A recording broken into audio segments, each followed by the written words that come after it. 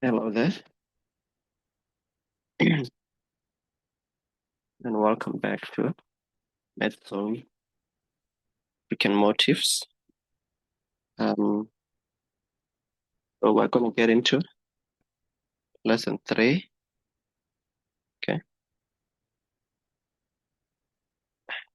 we're going to get into lesson 3. Okay, so we're still doing energy and change. So lesson 3 here, we're going to do an exam type question. So this is a question from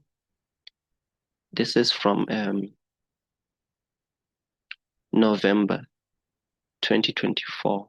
See, so this is from Eastern Cape. It's November 2024. So this is question 5. So it's question 5, and so we're gonna do it together. Okay. So now here they say consider the decomposition reaction of D-nitrogen pentoxide. Okay.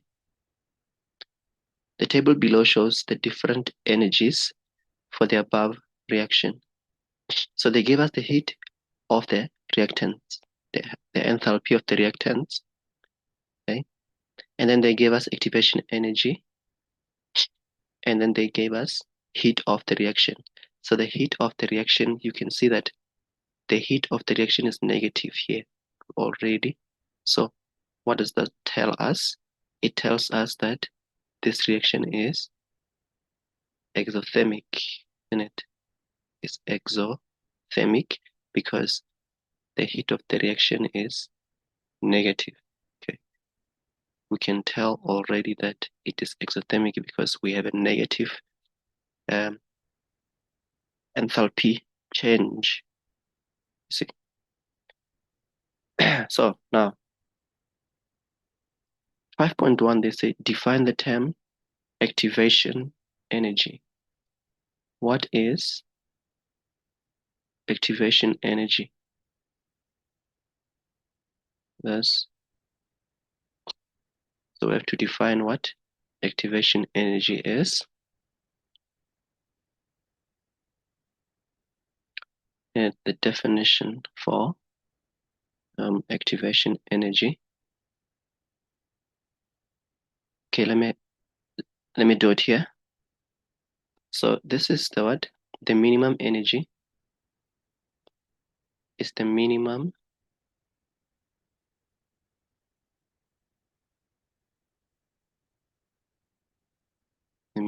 energy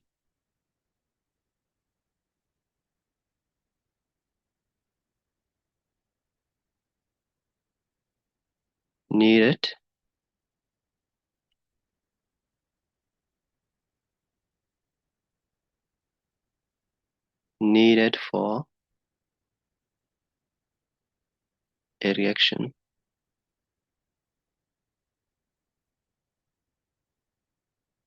to take place.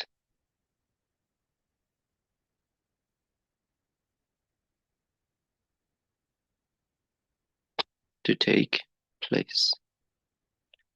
So is the minimum energy needed, see, for a reaction to take place.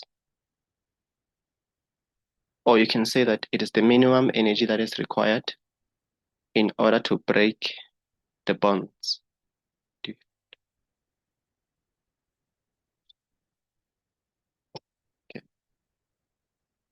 So that is the definition for activation energy. So now 5.2, they say, is the above reaction endothermic or exothermic? Okay, I already told you that. So it says give a reason for the answer. Okay. Uh, okay. Let's write it down. So we say it is exothermic. And the reason is what?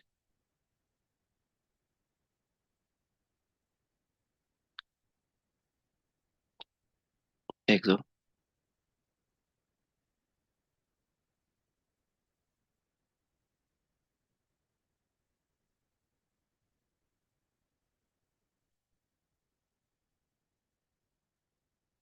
Exothermic.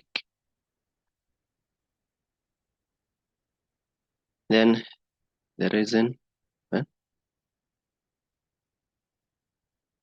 it has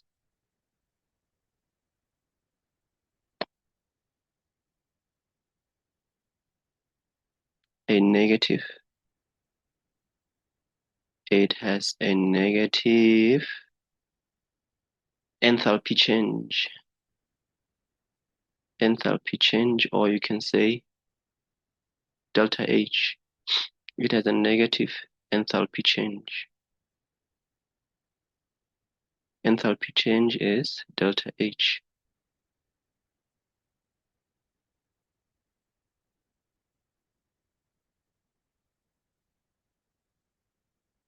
Okay. So if the enthalpy change was positive, we would say, or you could just say, your reason could just be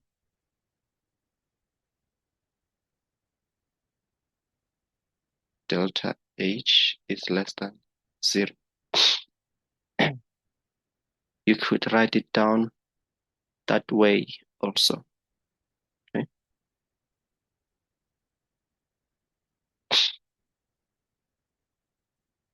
Oh, wait, is it? So it's going to be 5.3. Okay.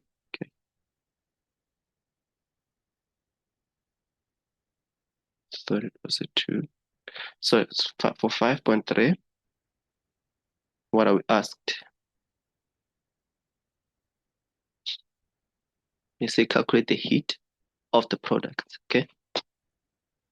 So we use the formula in it. We use the formula for the enthalpy. So the enthalpy here is what? Is H of the products minus HR, which is heat of the reactants. So then we can substitute. Okay. The enthalpy change here, they gave us how much? They said the enthalpy change is negative 7.28.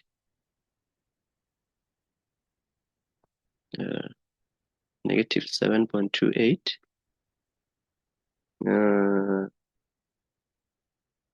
Negative 7.28.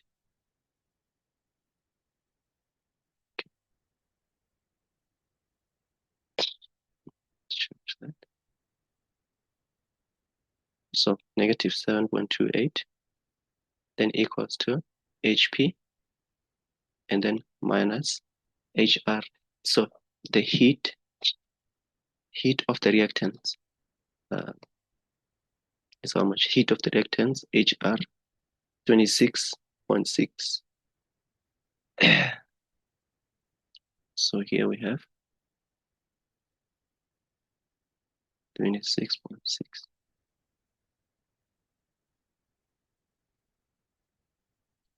So then we have negative 7.28 plus 26.6 equals to HP, which is heat of the products. So this means HP equals to, you use a calculator here.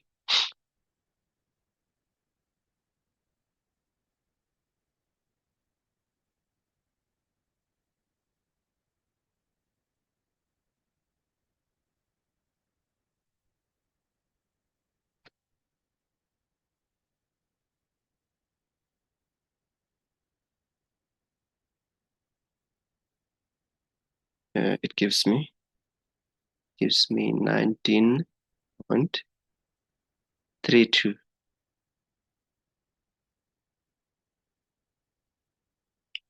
And then the unit that is used here is kilojoules per mole. Kilojoules per mole. You see?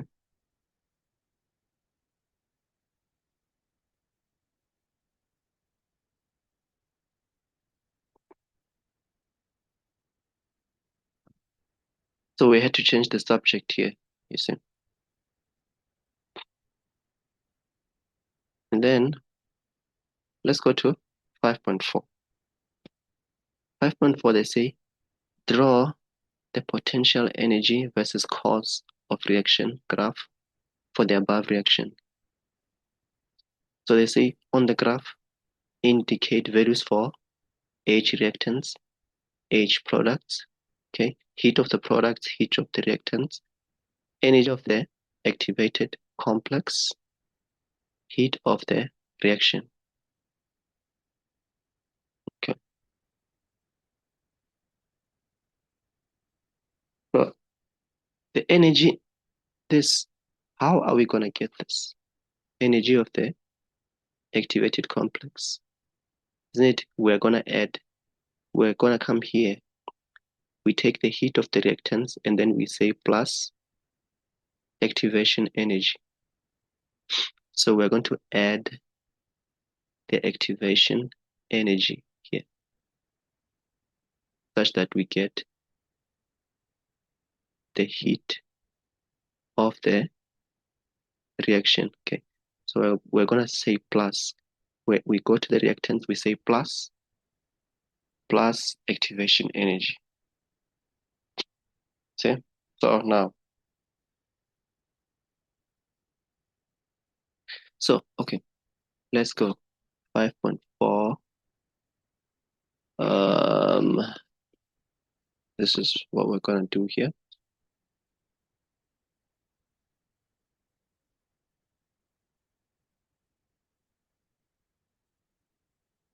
Hmm.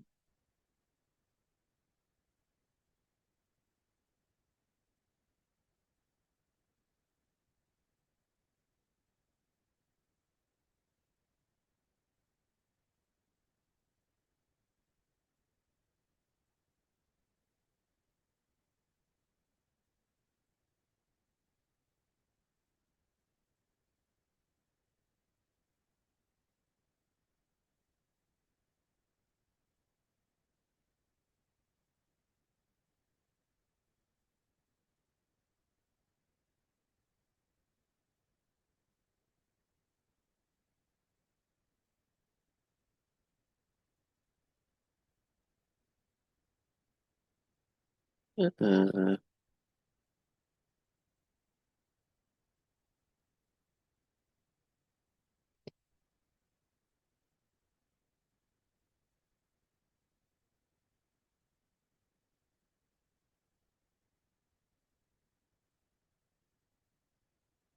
so this side you have the time,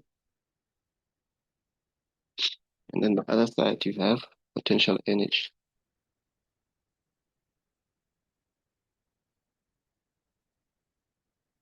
Okay. Um,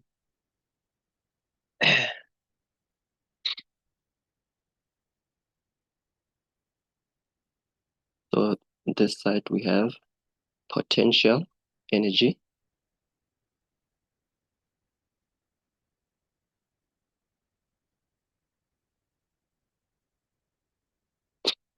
Um,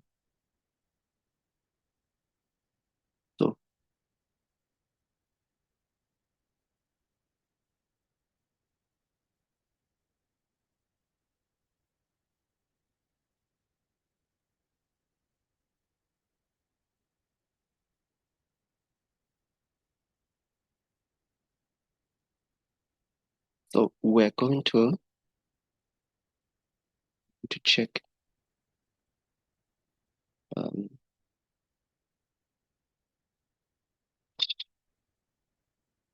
so for the product is 19 point, and then for the reactants is 26.6. Okay. So we have the reactants here. So it's 19.32 and 26.6.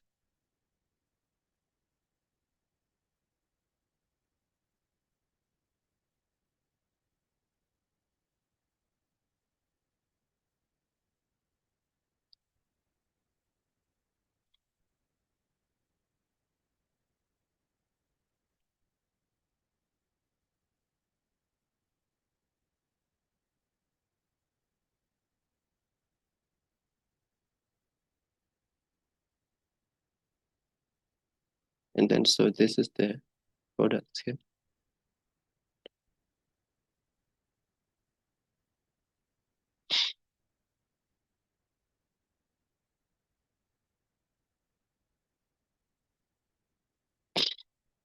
And then um,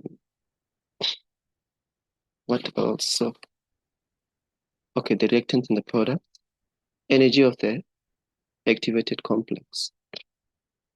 So we have to say, we have to take the heat of the reactants here. So then we're going to say 26.6 and then plus 6.73. Okay. So then you press your calculator there. You press the calculator. You use a calculator that gives me 33.33. Okay. So this is for the activated complex here. 33.33.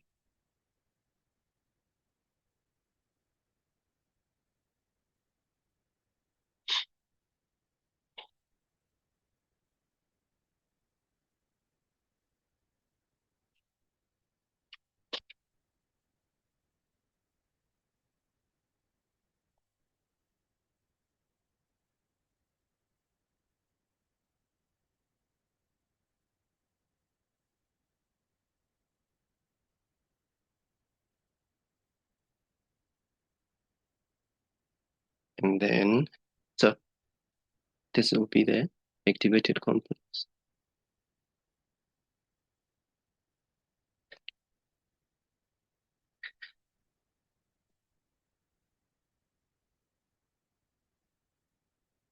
So it will go like this. And then it will reach the activated complex. Then it will go down. It will go down like that until you reach products.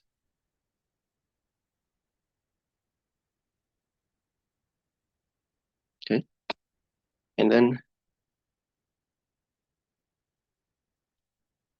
so the enthalpy change will be here, isn't it? It will be from the reactants until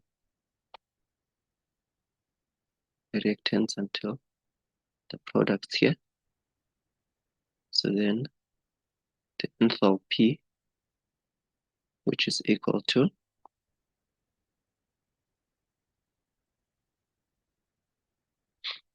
they gave us the enthalpy, isn't it? They said the enthalpy is how much? Uh,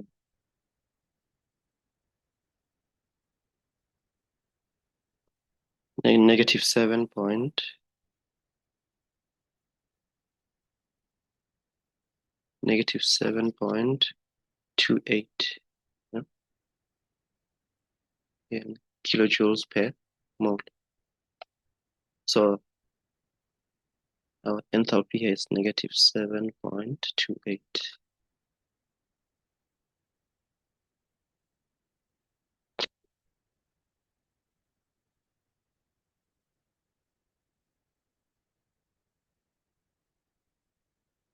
Kilojoules per.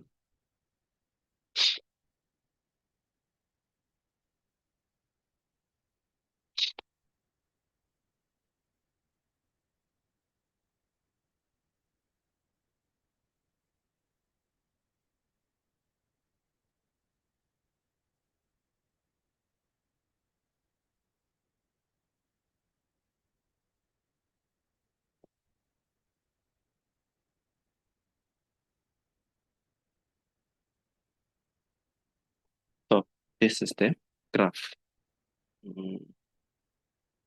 I think we've shown everything that we're required to show, isn't it? Heat of the reaction also. Energy of the activated complex is here. This is the reactant, the product. And then we also have the heat of the reaction, which is negative 7.28. And then 5.5, they say what? On the same graph drawn in question 5.4, use a dotted line and draw the shape of the graph when a catalyst is added to the original graph.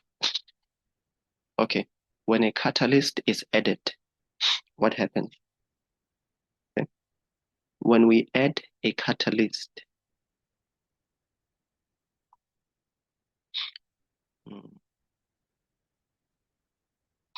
the activation energy will become lower, isn't it?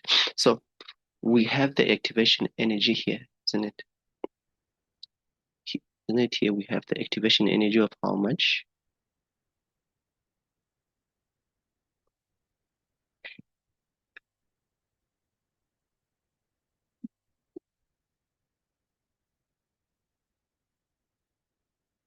So now, if we add a catalyst, then this would happen.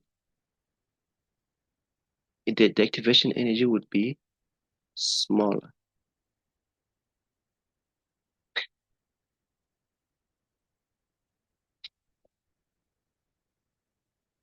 So it will be a lower activation energy.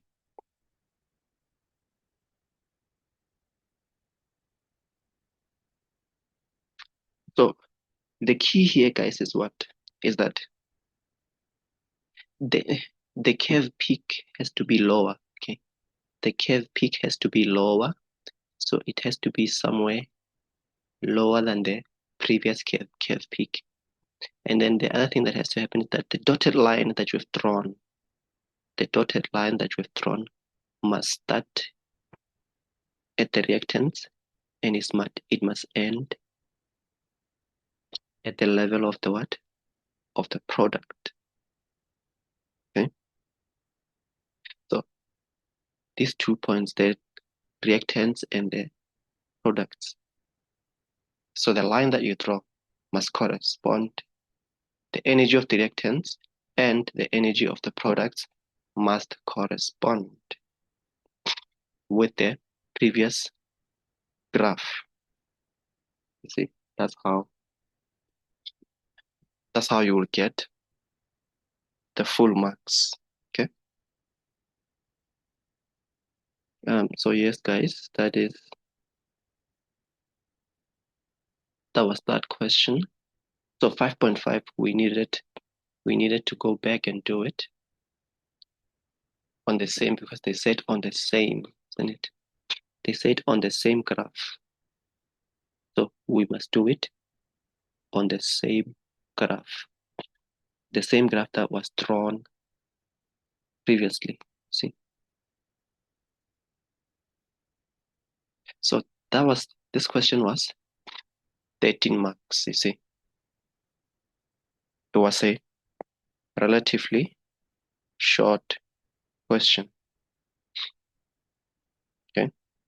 But it's an example of this, so I just wanted to show you how the questions are asked in the exam, you see.